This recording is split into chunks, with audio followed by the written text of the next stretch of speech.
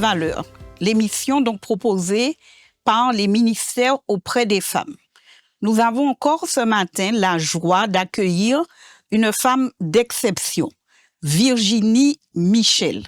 Virginie, bonjour et bienvenue dans ton émission. Bonjour Nadège, merci de m'accueillir dans notre émission. Voilà, dans notre émission. D'où te vient ce beau prénom, Virginie? De ma mère. Elle a vraiment choisi, elle a pris son temps, elle m'a expliqué comment elle a choisi. En fait, c'est une femme qu'elle avait vue, qui était très coquette, qui avait des manières qui lui plaisaient. D'accord. Et elle s'est dit, je vais l'appeler Virginie. Voilà. Et c'est pour ça que quand on l'écorche, je dis, attention, n'écorchez pas, ne m'appelez ni Virginie, ne me donnez pas d'autres prénoms parce que ma mère a pris le temps de choisir ce prénom. Et je puis vous dire ce matin qu'elle a fait un bon choix. Petite fille, j'étais. Alors, petite fille, j'étais hyper timide. Alors, ceux qui me connaissent vont dire ça pas vrai. J'étais hyper timide.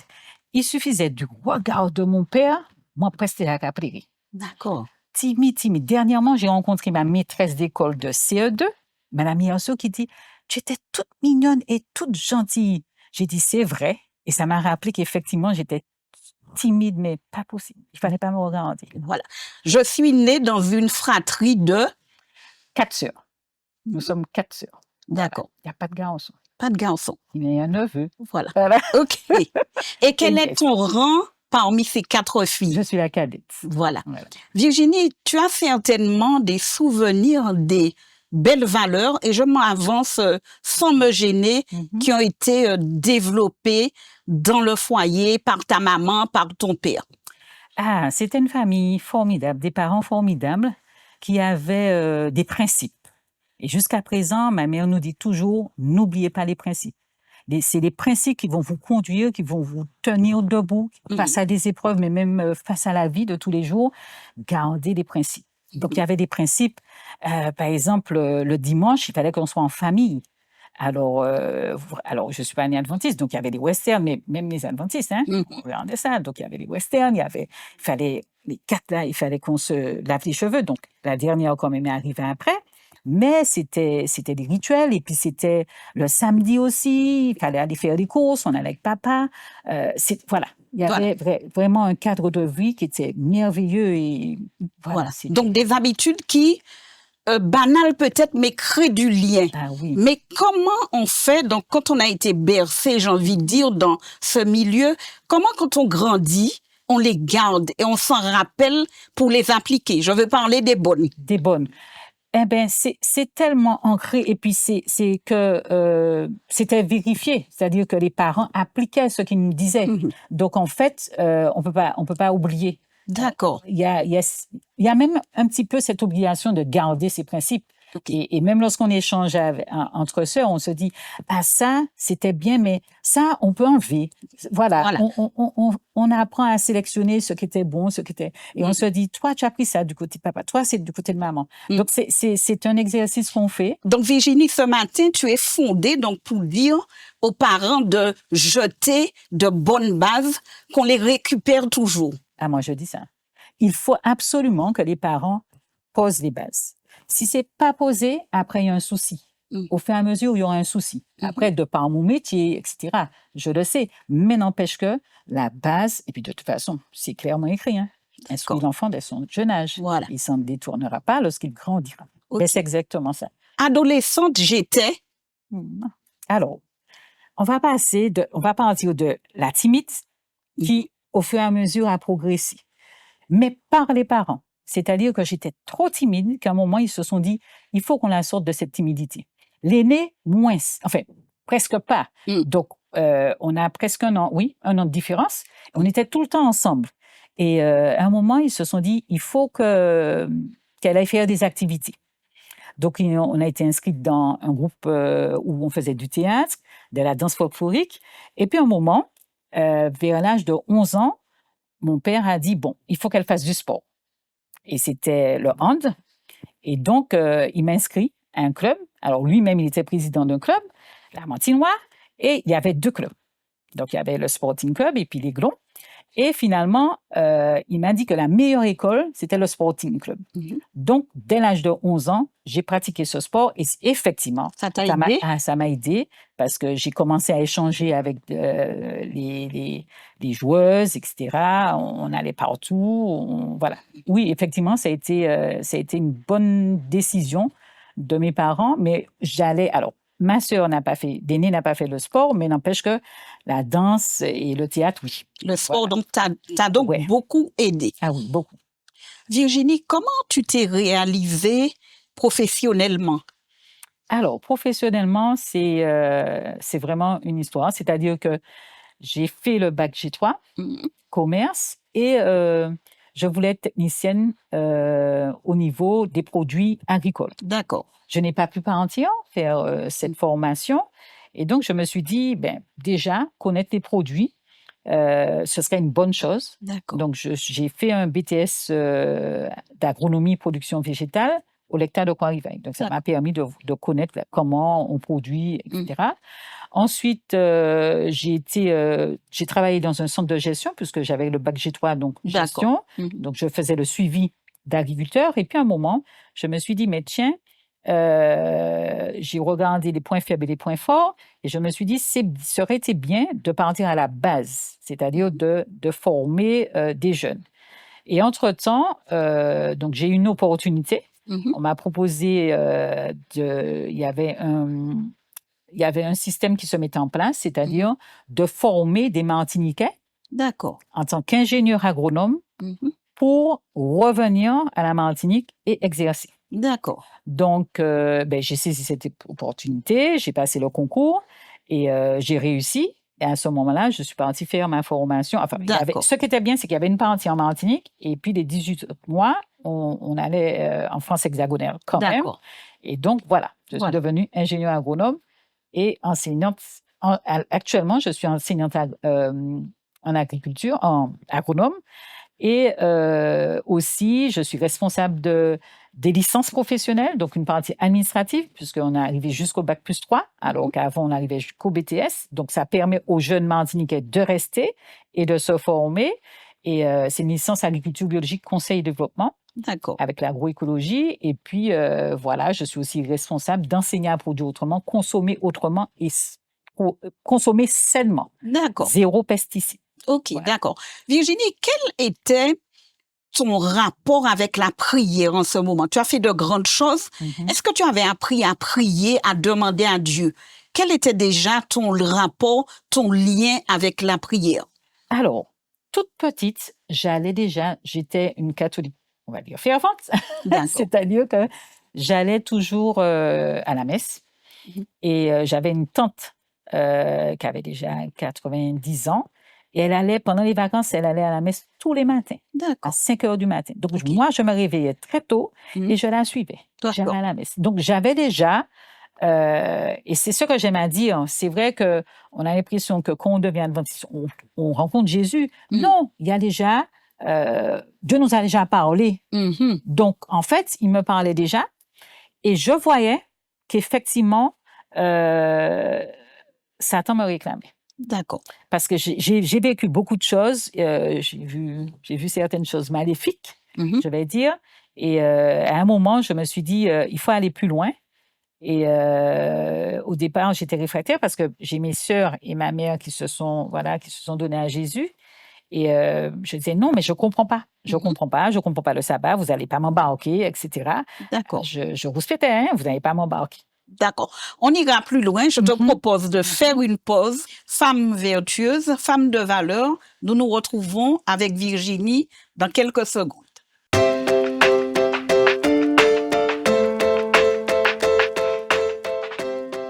Femme vertueuse, femme de valeur. Notre invitée ce matin est Virginie Michel. Virginie, tu nous relatais donc ce moment où tu fais une ou deux rencontres particulières qui vont, j'imagine, changer ta vie. Tout à fait. Alors, j'ai échoué. Mon bac, je ne l'ai pas eu du premier coup. Et comme je disais, mes sœurs étant déjà baptisées, et elles me disaient, bon Virginie, viens avec nous, parce qu'il y avait ce qu'on appelle Sport pour sauver. quand on était jeunes. Et elle me disait, bon, viens avec nous parce qu'il nous faut 2 non-adventistes dans l'équipe. C'était la règle. Et comme je faisais du hand, donc je suis venue avec une copine. Et c'est comme ça que j'ai commencé à connaître les jeunes de l'Église. Et c'était formidable, en fait, parce que déjà, ça m'a permis de voir un autre aspect du côté adventiste, puisque je rouspétais, moi. Je disais, mais non, mais le sabbat, c'est quoi? Vous m'emmenez dans quoi? Et ça m'a permis à travers une autre activité, de se dire, ben tiens, ils sont pas dans leur coin, etc. Il y a une vie. Et puis de voir mes sœurs aussi m'inviter, c'était génial.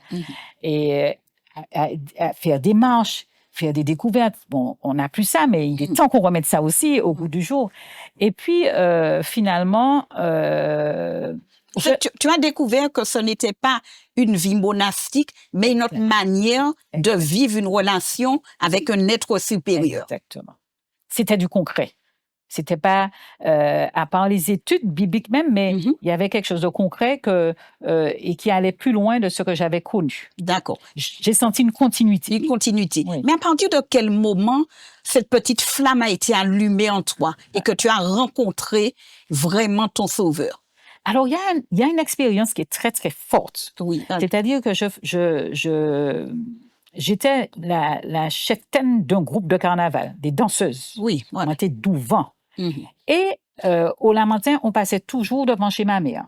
D'accord. Et quand on passait devant chez ma mère, on aurait dit que c'est là que tout s'arrêtait. Donc, je dansais. Il y avait... Et j'avais des voisins qui avaient commencé aussi à m'expliquer l'Évangile par Ellen White. On lisait beaucoup Ellen White. Moi, j'écoutais, je lisais, je prenais un plaisir. Et puis, c'était en 1992. Et après ça, ben, j'ai décidé, après l'échec de l'examen, j'ai décidé d'aller plus loin. D'accord. Mais ma mère m'a dit après, mais quand je t'ai vue dans la rue, parce qu'elle me regardait, alors qu'elle était déjà adventiste, mais elle regardait le carnaval passé. Et elle m'a dit, mais cette année, elle a trouvé que c'était un déhanchement, mais pas possible. C'était... Et l'autre, Marco, il m'a dit, je me suis dit, si tu ne te fais pas baptiser cette année, on n'aura plus Virginie. C'est-à-dire que tu seras perdu. C'est après qu'il me dit ça, après le baptême. Parce qu'il m'a dit, c'est pas possible. On n'a jamais vu ça. Okay. C'est comme si c'était un envoûtement, mais voilà. C'est-à-dire que c'était... Voilà. Et effectivement, c'est après, je me suis baptisée. Et ça a été une rencontre parce qu'en fait, c'était sortir du carnaval, du déhanchement pas possible. Et puis, Jésus m'a extrait de ça. D'accord. Et puis, il y a autre chose, c'est-à-dire que j'ai été blessée au niveau du genou quand je faisais du hand. Et ça m'a quand j'ai commencé à étudier un Corinthien, etc., avec l'histoire de Paul, et quand Paul dit « ma grâce te suffit », je n'ai jamais pu retrouver le genou. Okay, et je n'ai jamais pu refaire du hand.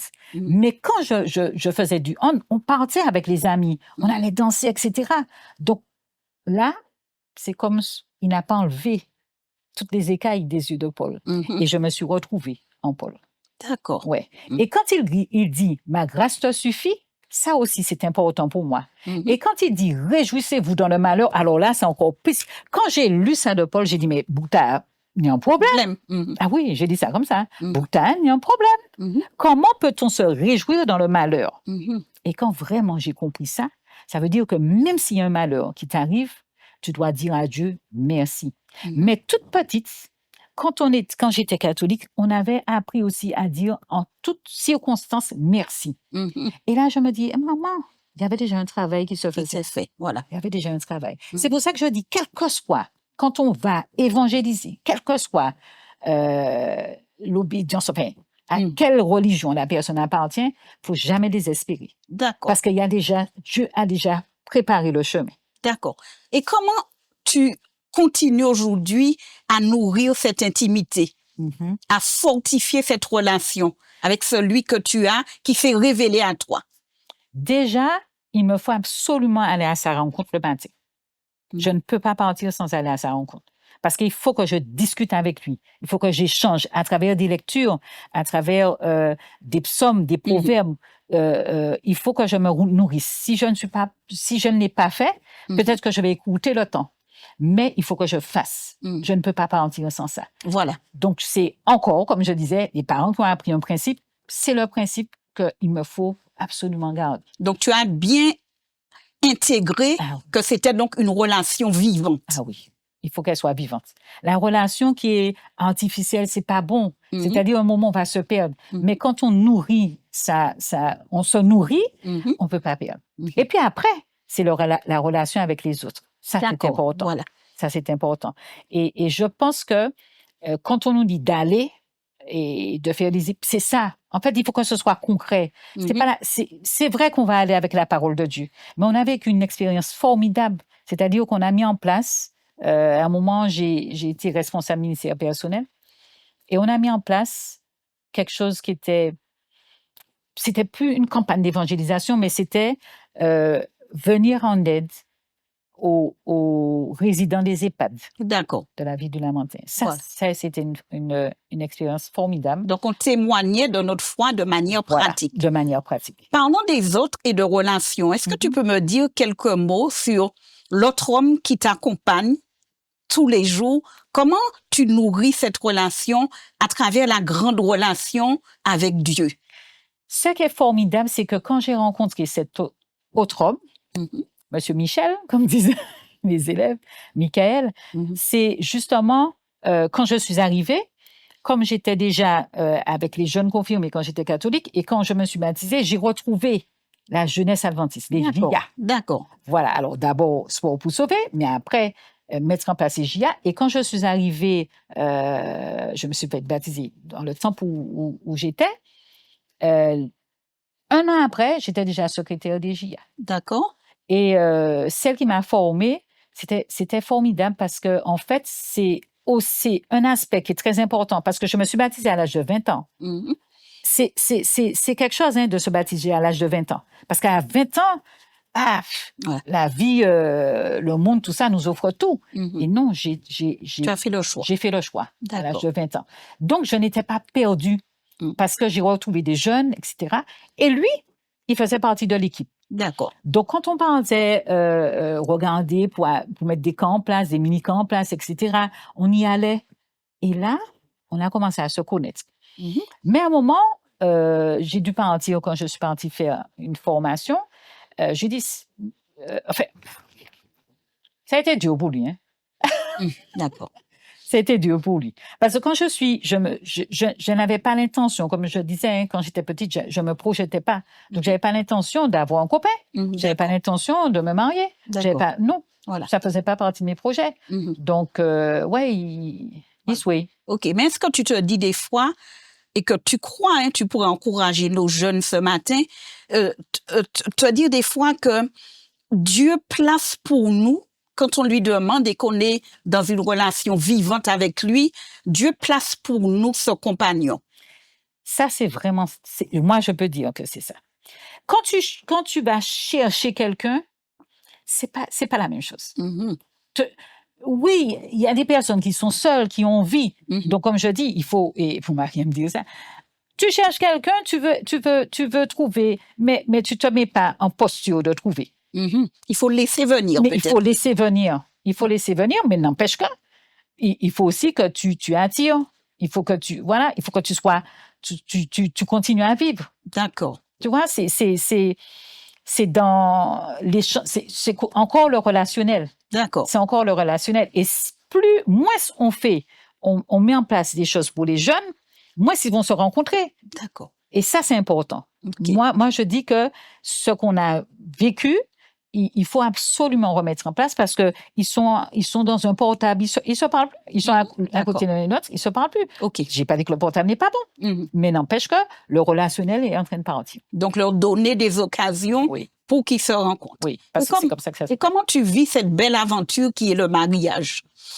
Alors, pour moi, c'était comme si, je me suis dit, c'est une nouvelle bataille. Enfin, quand je dis bataille, quand on a accepté Christ, on sait très bien qu'il y a un combat spirituel qui se passe. Donc, un nouveau défi. C'est un nouveau défi. Je l'ai vécu comme ça, un nouveau défi. Surtout que moi, je ne m'étais jamais projetée pour être mariée et puis avoir des enfants. Donc, oui, c'est un nouveau défi. Et puis, il y a plein d'aspects, toujours avec les principes. Il y a le côté amitié, il y a le côté on échange des choses, il y a le côté on va discuter, il y a le côté on nous peut babiller aussi. Voilà. Donc, spirituellement, ça aide. Ça aide parce qu'à un moment, ce sont deux cultures, deux éducations qui se rencontrent. Deux personnes qui se rencontrent. Et donc, il y a des concessions à faire. Exactement. Des fois, c'est pas évident. Et puis, on nous dit pas tout, hein. D'accord. OK. C'est le roi d'un quoi dit. OK. Ouais. Mais dis-moi justement, pour relever ce défi, vivre comme tu dis, relever chaque jour un de nouveaux défis finalement, sur quelle parole de la Bible, quel verset tu t'appuies et qui t'encourage encore à tenir bon? Alors, c'est vrai que quand il y a un verset tout de suite qui m'a fait tilt quand je me suis baptisée, c'est Exode 14, verset 14. Gardez le silence et l'Éternel combattra pour vous. Il est facile de garder le silence, Virginie. Mais c'est ça le problème. C'est ça que j'allais te dire. Et d'autant plus pour moi, c'est encore plus difficile parce que je suis quelqu'un, j'ai un caractère bien trempé. Je leur ai dit ça. Le jour où je vais décider, n'allez pas dire, elle était gentille. Dites vraiment qu'elle avait un caractère. Alors ça aussi, hein, c'est mon cheminement qui fait que j'ai ce caractère-là. De timide à avoir cette carapace-là, c'est parce qu'il y a eu des épreuves. Et donc, on se forge un caractère. Mais Dieu est bon parce qu'il adoucit. Parce que ceux qui me connaissent, et puis voilà, je dis, il a fait de grandes choses. Il t'a donné ce verset que tu aimes. Voilà. Garder le silence. Garder le silence. Voilà. Et souvent, avec ceux que j'échange, j'envoie des versets parce que je le fais avec des collègues, des amis. Et des fois, ils me disent, alors, à partir de quand tu vas avoir des versets qui te disent de faire silence? D'accord. C'est quelque chose, hein? Ils te taquinent, quoi. Il me taquine, mais en même temps, il y a la taquinerie, mais il y a la réalité aussi. Voilà. On est en train de vivre quelque chose de vrai. Parce que je leur dis, en fait, il y a des moments, il faut faire silence. Mais le silence veut dire qu'il faut laisser la place à Dieu. D'accord. Parce que des fois, on a tendance à se mettre au milieu. Dieu a besoin de faire quelque chose, il a besoin de faire quelque chose pour moi. Et puis, Nadège, tu viens, tu interviens. Mais en même temps, ou vice-versa, hein? Mais en même temps, il faut faire silence et il faut faire Dieu faire sa part. Il combattra pour vous. Il combattra pour vous. Tu l'as vu dans un cas particulier combattre pour toi.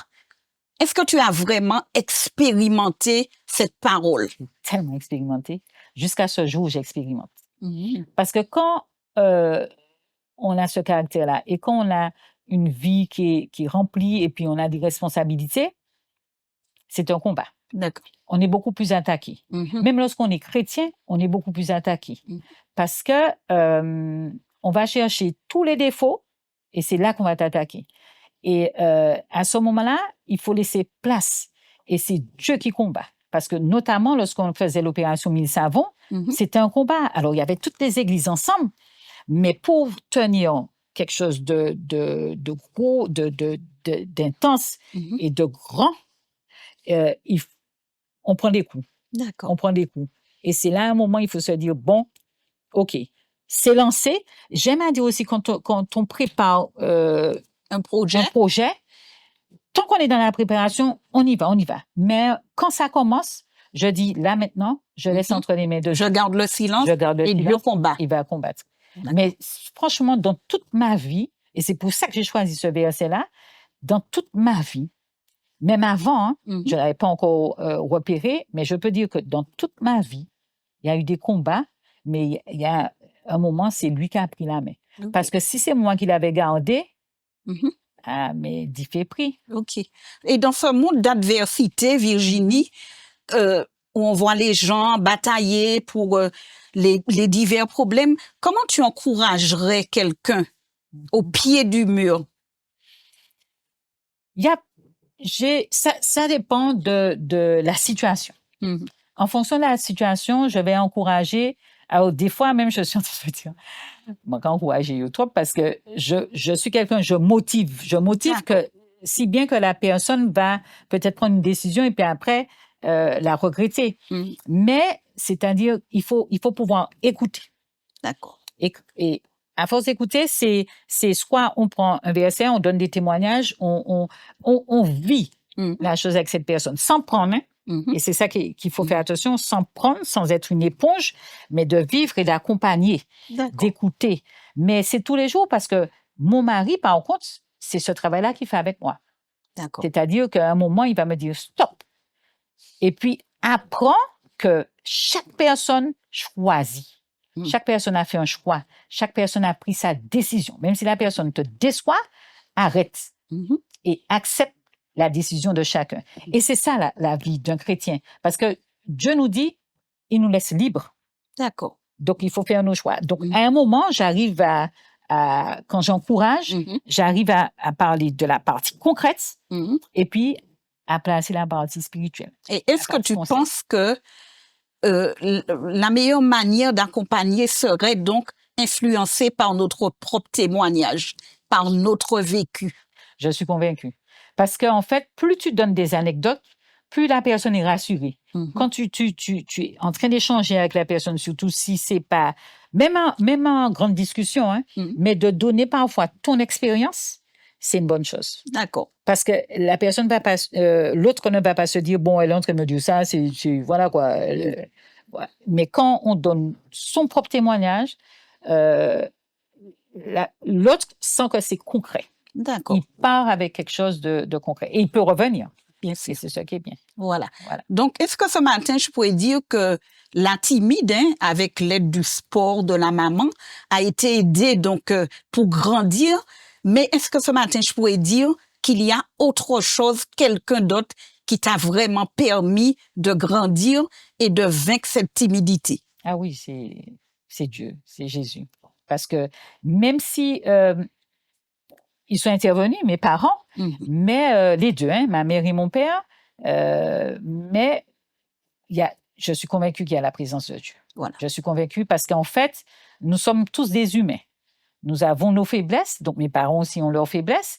Et s'il n'y a pas cette part spirituelle, c'est difficile. On peut sombrer facilement. On peut sombrer facilement. OK. Et vraiment, je remercie. Il y a plein de personnes qui sont autour de moi. Je ne vais pas citer parce que ça peut blesser ceux que j'aurais oubliés. Voilà. Mais il y a aussi des personnes autour de moi qui l'aiment tomber et au carré des vers. Voilà. Et ça, et même si dans la Bible, c'est écrit que c'est Dieu qui relève, Dieu seul qui relève, mais il met d'autres personnes à nos côtés, autour de nous, pour pouvoir nous relever. Voilà. J'aimerais conclure notre émission ce matin en te donnant l'occasion de donner un dernier encouragement à une femme, à un jeune qui traverserait donc une période difficile ou compliquée. Quand on traverse une période difficile, parce que moi-même je suis beaucoup passée par là, il faut se dire que en fait, il faut se projeter. C'est difficile, hein? Mais il faut rester positif et puis il faut aller chercher dans la parole, chercher aussi autour de soi, choisir. Il faut choisir des personnes à ces moments-là. Des personnes où on sait qu'elles seront sincères, elles seront là pour accompagner. Même dans le choix de ceux qui peuvent nous aider, il faut prier. Il faut prier. Parce que s'il n'y a pas la prière, on va choisir des outils, des personnes et qui ne seront pas les bonnes. D'accord. Et c'est pour ça que je dis qu'il faut se laisser conduire par Dieu. Parce que quand on est dans le fossé, on a l'impression, j'aime à dire, que tu as un carrelage.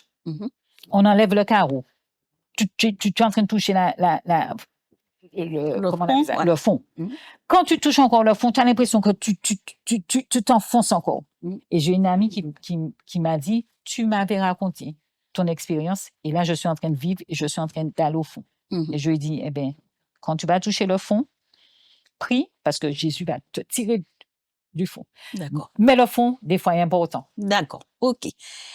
Femme vertueuse, femme de valeur, nous avons reçu ce matin Virginie Michel. Et j'aimerais donc vraiment conclure avec ce dernier mot. On peut toucher le fond, mais Jésus tire du fond. Nous vous attendons déjà pour une nouvelle émission de Femmes vertueuses, femmes de valeur. À bientôt. Bientôt. Merci. Thank you.